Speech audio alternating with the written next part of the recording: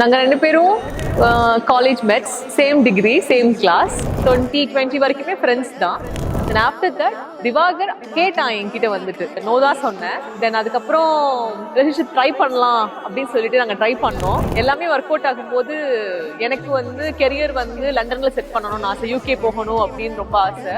ஆனால் அவங்க வீட்டில் வந்து ஒத்துக்கவே இல்லை. பிரேக்கப் பண்ணிட்டோம். ஆக்சுவலி பண்ணதுக்கு அப்புறம் வந்து எல்லாரும் வேண்டாம், நான் தான் வேணும் அப்படின்னு சொல்லிட்டு திவாகர் வந்து எனக்காக யூகே வந்துட்டான். அதுக்கப்புறம் தான் நாங்கள் பேட்சப் பண்ணிட்டு இந்த மேரேஜ்